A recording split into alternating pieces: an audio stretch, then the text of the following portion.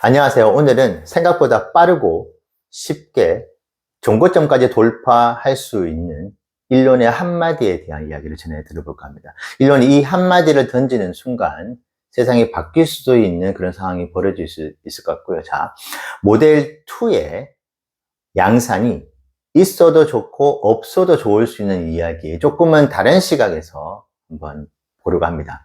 일론의 한마디와 모델 2가 직접적으로 연관이 있기 때문에 오늘 들어보시면은, 이런 시각으로도 볼 수 있구나. 그러면 내가 테슬라 투자를 하는 데 있어서 관점도 이런 관점을 한번 가져봐야 되겠다는 생각 하실 수 있는 기회가 되면 좋겠습니다.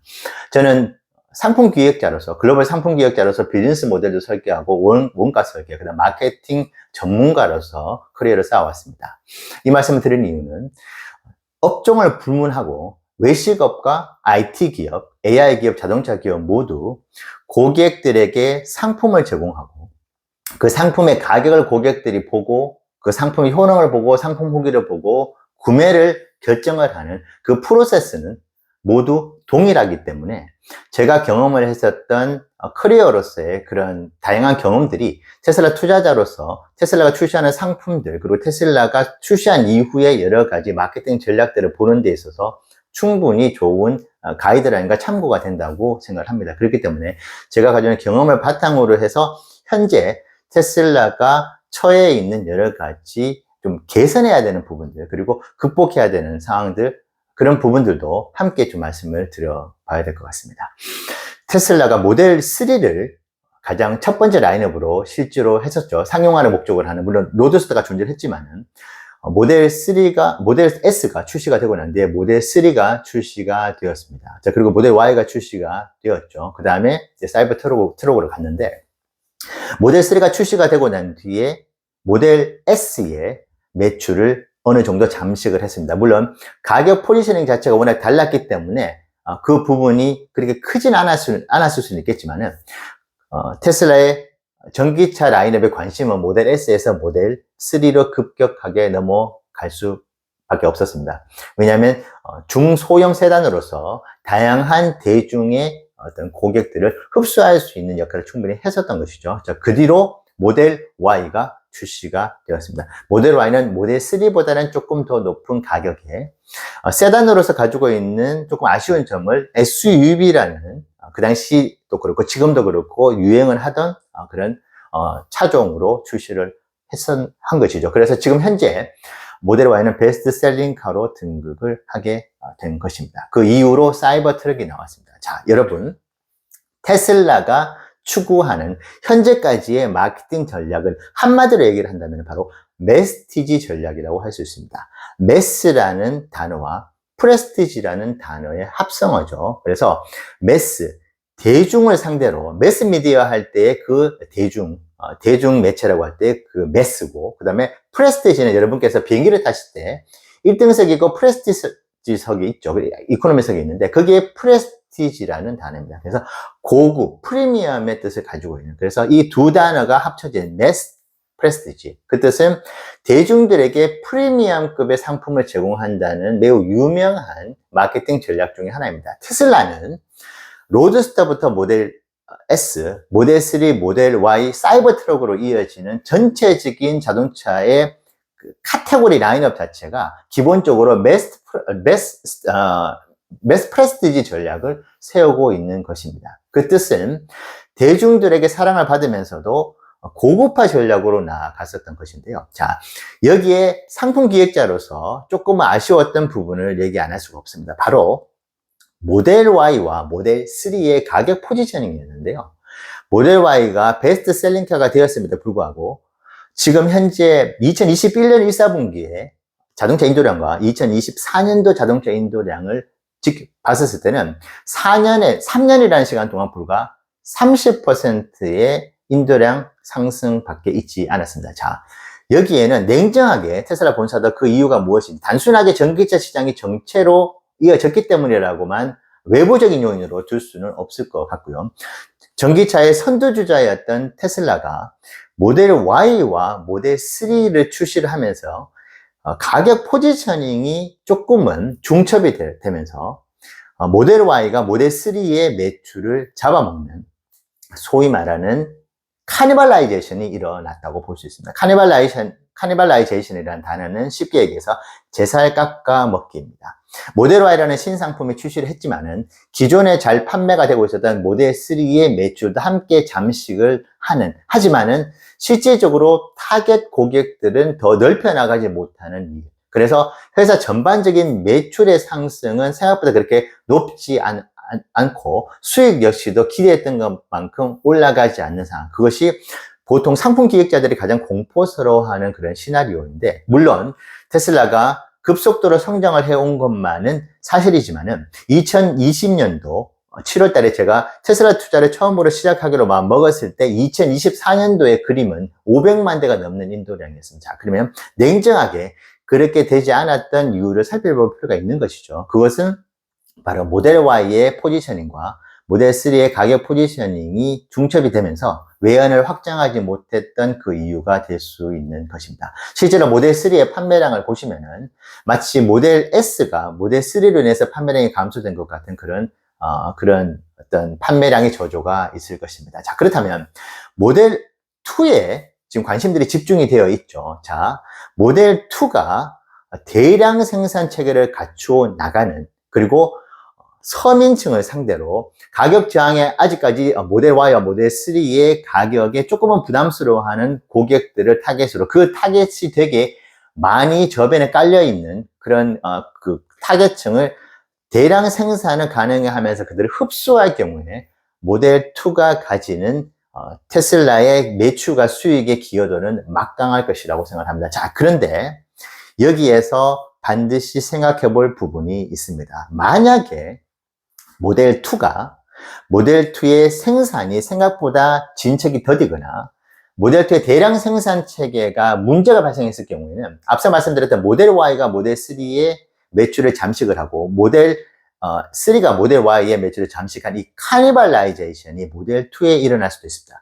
지금 모델 2가 나오면은 모델 3와 모델 Y 대신에 구매를 하겠다는 고객들은 제 주변에 사실 있거든요. 그래서 모델 2가 나오면 좋겠다고 이야기하는 사람들이 있습니다. 그 뜻은 모델 2가 모델 Y와 모델 3의 매출을 갉아먹을 가능성이 매우 높다고 보여집니다. 그리고 그 성능의 차이가 가격만큼 반토막이 날 정도의 기술적인 그런 어떤 결함이 있을 것이냐, 아무도 그렇게 생각하지 않는 것이죠. 그렇다면은 더더구나 카니발라이제이션이 일어날 가능성은 없습니다. 물론 그 카니발라이제이션만큼 모델 2가 가질 외연의 확장은 어마무시할 것이라고 봅니다. 자, 그런데 여기에 문제가 있습니다. 지금 저는 스페인어과를 전공을 하면서 멕시코 사람들을 많이 만나봤었고, 멕시코 사람들과 비즈니스도 해보고 중남미 사람들과 비즈니스를 해봤습니다.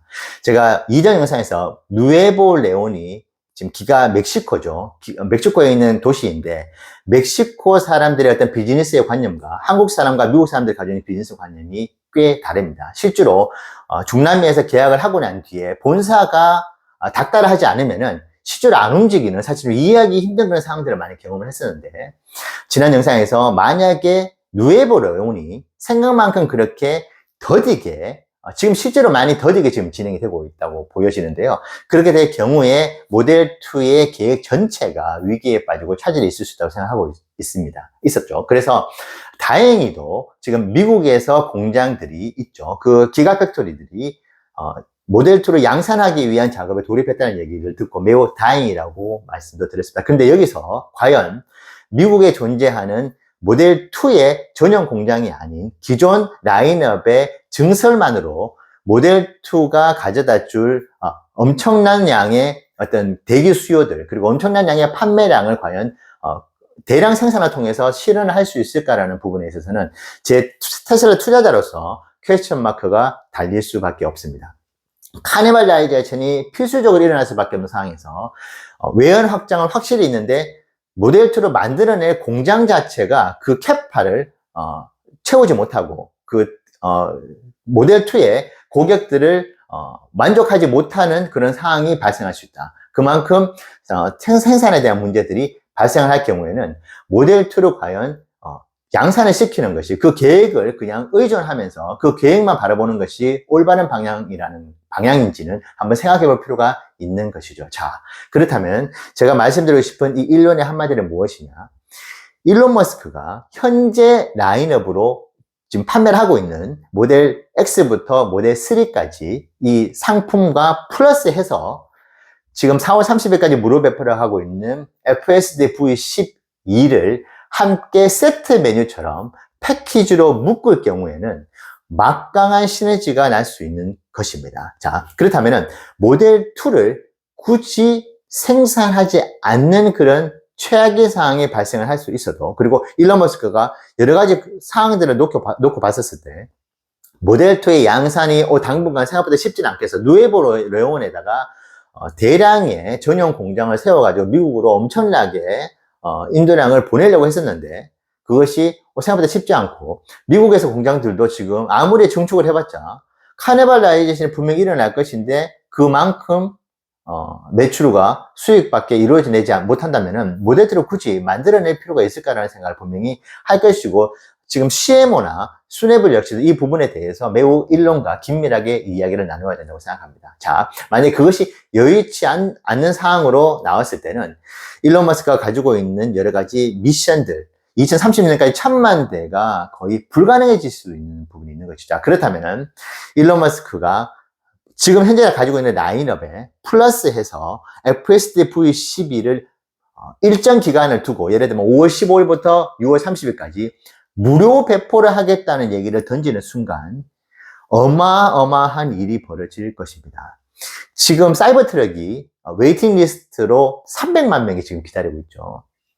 만약에 모델 3와 모델 Y, 모델 X와 모델 S 사이버트럭 플러스 FSD V12의 패키지 상품에서 5월 15일부터 6월 30일까지 테슬라 본사는 여러분들께 특별하게 FSD 무료 배포를 해드립니다. 무료로 FSD를 여러분들의 차에 장착을 할 수 있습니다. 여러분들께서 만약에 테슬라 전기차를 구매를 하신다면, 만약에 이 이야기가 나왔을 경우에 제가 감히 예측한데 사이버트럭의 300만 대의 예약 주문 건수는 월등히 넘어서는, 적게는 2천만 대, 많게는 5천만 대의 웨이팅 리스트가 걸려올 수 있습니다. 자, 그렇다면은 모델 2를 전용 공장을 만들어서 처음부터 A부터 Z까지 만들어야 되는 그런 기간과, 그 다음에 실제로 누에보 레온에서의 어떤 여러 행정적인 문제들이라든지 여러 가지 통제할 수 없는, 테슬라 본사가 통제할 수 있는 문제가 발생을 한다면은 현재 가지고 있는 라인업과 FSD를 함께 묶어서 판매량을 극대화시키는 전략으로 급선회할 필요도 있는 것입니다. 그렇게 될 경우에는 현재 존재하고 있는 기가 상하이부터 기가 베를린, 미국의 프리먼트, 텍사스의 공장들을 기존의 라인업을 증설하는 것이기 때문에 훨씬 더 빠르고 쉽게 대량 생산 체계를 구축할 수 있다고 감히 말씀을 드리고 싶습니다. 여러분들께서도 테슬라 투자를 할 때 FSD의 기술적인 완성도 물론 중요합니다. 로보택시 중요하죠. 하지만 다행스럽게도 이미 FSD V12는 어마무시한 실주행 데이터를 가지고 있고, 그리고 무료 배포를 통해서 FSD V12 역시도 하루가 다르게 업그레이드가 될 것이고 놀라운 기술적 진보가 있을 것입니다. 그렇다면 크게 오히려 걱정할 부분이 아닐 수도 있습니다. 자, 그러면 테슬라 본사도 일론 머스크도 이제 관심은 마케팅 전략, 가지고 있는 상품, 이 하드웨어와 소프트웨어의 상품을 어떻게 하면 고객들에게 매력적인 상품으로 다가갈 수 있을지에 대한 이 마케팅적인 접근을 그 어느 때보다도 집중적으로 해야 되는 것이고, 자, 그리고 이 마케팅적인 접근과 마찬가지로 제조업 관점에서, 되게 전통적일 수는 있겠지만은 제조업 관점에서 공장들을 어떻게 하면 빨리 증설을 시키고 현재 가지고 있는 공장들 이외에 새로운 공장을 그러면 어디에 만들어내야 될 것인지를 곰곰하게 생각해 볼 필요가 있습니다. 지금 내부에서는 아마 누에보 레온으로 결정한 부분들에 대해서 단순하게 원가적인 측면을 바라보고 중남미의 어떤 비즈니스 문화라든지 그들이 가지고 있는 행정적인 어떤 스피드를 조금은 관과한 것이 아닌가라는 생각이 들고 있고요. 그리고 현재 기존의 라인업만을 만약에 출시를 집중적으로 한다고 한다면, 그리고 거기에 FSD를 묶는다고 한다면 미국 내에서도 엄청나게 많은 유유지들이 많습니다. 거기에 새로운 공장을 증설하는 부분 역시도 충분히 고려해 볼 수 있다고 생각합니다. 아마 오늘 제가 말씀드리는 시각이 기존에 가지고 있었던 여러 시각들과는 많이 다르다고 보실 수도 있겠습니다만은, 테슬라가 2030년까지 가지고 있는 1000만 대, 2000만 대의 목표 달성에 있어서는 모델 Y가 생각보다 어떻게 보면은 태클을 걸 수도 있는 요소로 자리 잡을 수도 있는 것이고, 마지막으로 한 말씀만 더 드리면은 25,000달러에 불과할 모델 2는 모델 2가 2대, 3대가 팔려야만 모델 Y의 수익과 매출을 끌어당길 수 있는 부분들이 있습니다. 그렇다고 한다면은 박리담회형 전략으로밖에 볼 수 없는 것이고, 테슬라가 기존에 해왔었던 메시지 전략, 대중을 상대로 고급화 상품들을 내놓는 그 어떤 브랜드의 어떤 그 인지도 자체, 브랜드의 포지셔닝 자체도 조금은 무너질 수 있는 부분들이 있기 때문에 내부에서는 충분히 모델 Y에 대한 생각들을 신중하게 돌다리를 두들기면서 걷는다는 생각으로 해볼 필요가 있습니다. 단순하게 대량의 생산을 할 수 있고 대량의 고객들이 존재하고 있다는 사실만을 가지고 모델 2를 접근했을 경우에 테슬라가 자칫 퇴보를 할 수 있는 상황 역시도 발생할 수 있다고 봅니다. 과연 일론 머스크가 FSD V12의 상품을 무료로 제공을 하는 그런 강수를 두는 그런 선택을 할지, 적어도 6,000달러라든지 3,000달러의 조금은 충분히 고객들이 흡수할 수 있을 만큼의 가격대를 하면서 대량의 주문을 이끌어낼지 한번 지켜보는 것도 흥미로운 관전 포인트가 된다고 생각합니다. 여러분들 투자의 지평을 넓히는 데 도움이 되는 영상이면 좋겠습니다. 감사합니다.